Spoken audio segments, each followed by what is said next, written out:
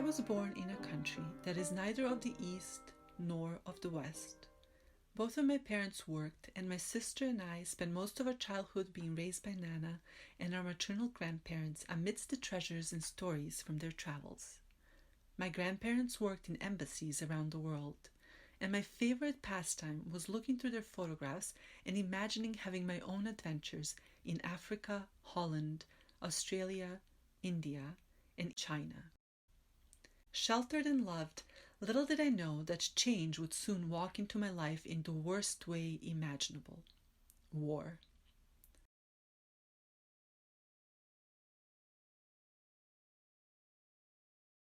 I can still recall the empty faces of the refugees. Thousands of people forming an endless column, not knowing where they were going except away. Soldiers that were too young traveling in the opposite direction. Even at that tender age, I understood that many of them would never see home again. To escape sanctions and the war, and to keep my diabetic father supplied with insulin, my mother made a difficult decision. We left our home, our family, our friends, and our country and immigrated to Canada. I was 11 years old and my sister was only 9 when our childhood came to an abrupt end. Immigration leaves wounds that scab but never heal. My soul is cut up by scars I will carry with me for the rest of my life. Overnight, I went from living in a safe, warm, loving environment within the echelons of the upper middle class to isolation, welfare, and rat-infested lodgings.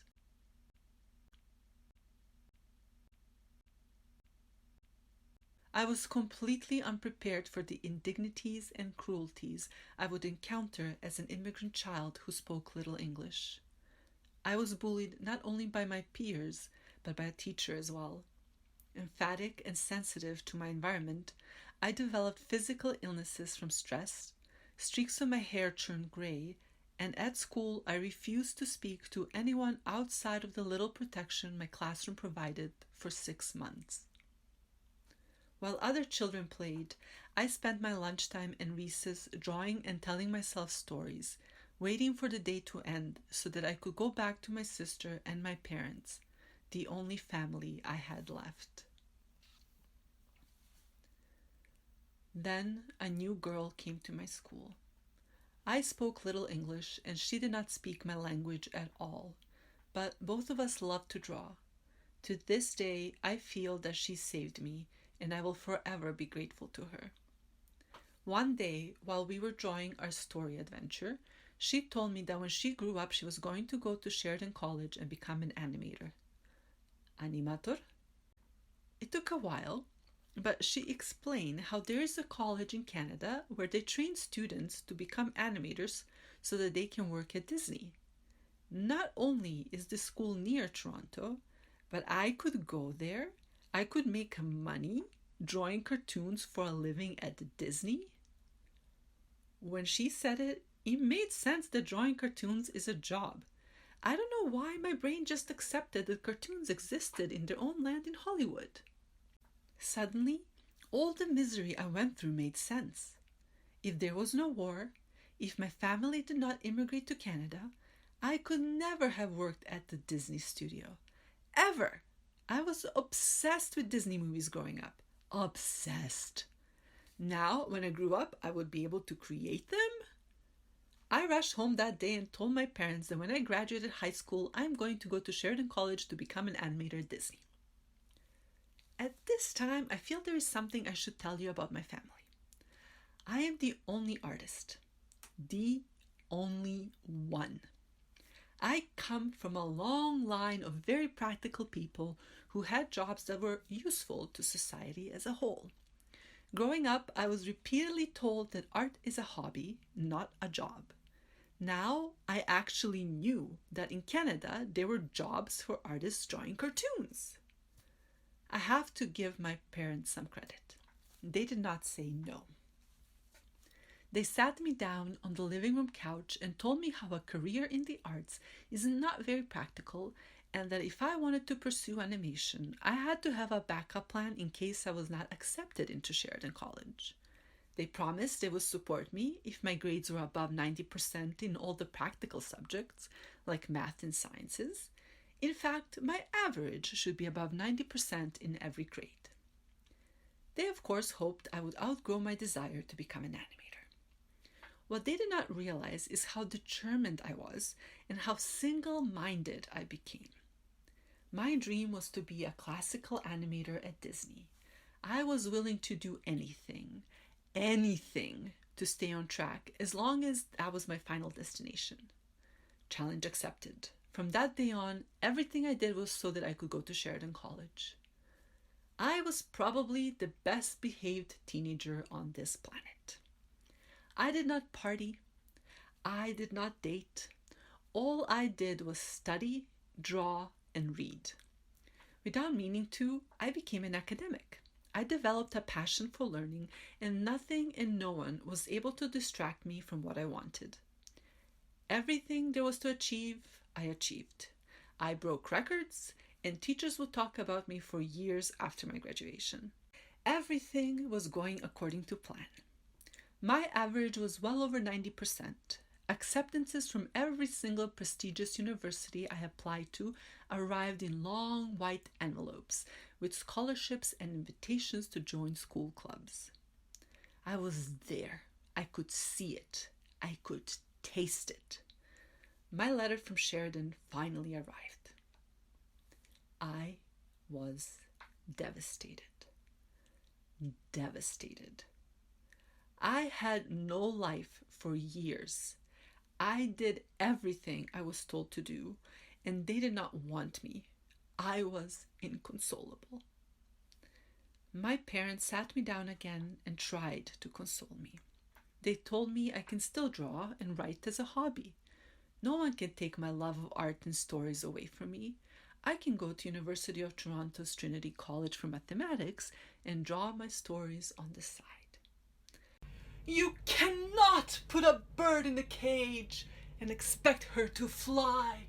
As I was weeping, my sister barged into the room. You are not going into mathematics.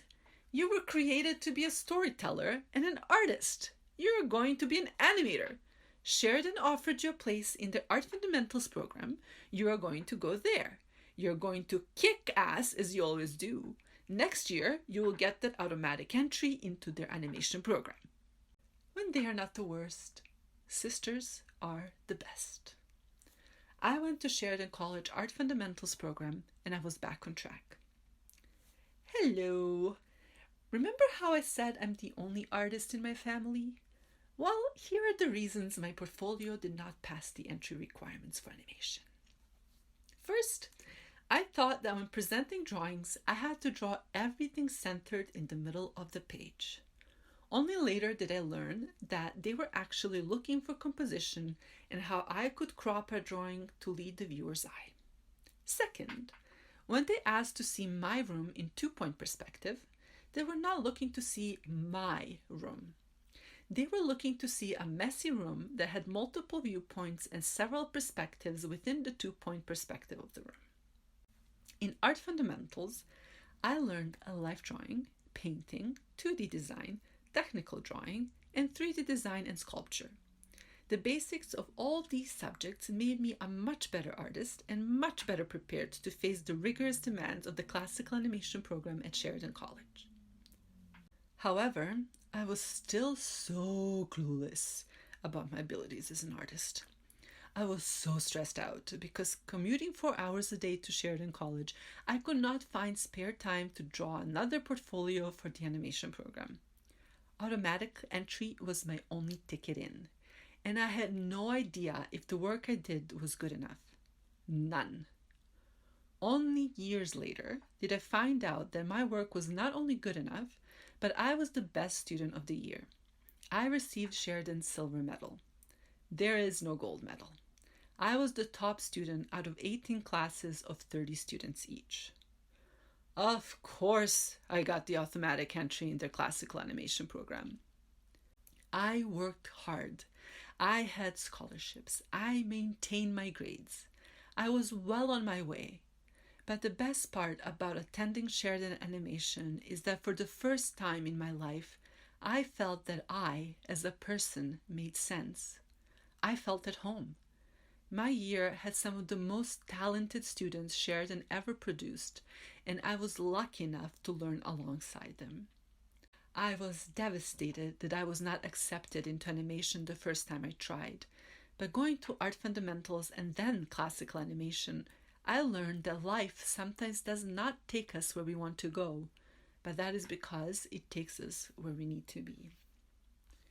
Failure is not the end of the journey. It should not stop you from striving towards your destination. But what do you do when the destination is no longer there? In my second year of college, Disney closed their classical animation department forever. I was on track, but suddenly the destination was gone. I was no longer a racehorse aiming for the finish line. I was a unihorse with the ability to go in any direction. But which direction should I go in? I love animation. I love many animation jobs, but being a classical animator is the one thing I really wanted to do. I love to draw. If I could not be an animator, what could I be? I enjoy research and drawing characters. I like storyboarding. I have a great sense of color. I love directing and video editing. Computers do not scare me. I was at the top of my class. There is nothing I could not do. But what should I do? Upon graduating from Sheridan College, I also learned that there was one thing they forgot to teach us: how to find a job in an animation studio. Optimistically, I found contact information for HR departments from various studios in Toronto. I would call them up requesting to send my portfolio and like a reel. Hello, I'm a recent graduate from Sheridan College Classical Animation Program, and I was wondering if I could submit my portfolio and like a reel for your consideration. I am sorry, but we are looking for somebody with 5 years studio experience. But I was one of the top students from my class. I am sorry, but we are looking for experienced somebodies. Every studio was the same. With large studios like Disney shutting down their classical animation departments, there were many experienced animators out of work. None of the studios I called needed freshly minted graduates. I could not understand what was happening. Here I am, a new graduate, stellar academic record, excellent worker and above average talent, and no one would look at my portfolio. In desperation to pay back my gigantic student loan, I went out and found the best job that I could using my diploma from Sheridan College.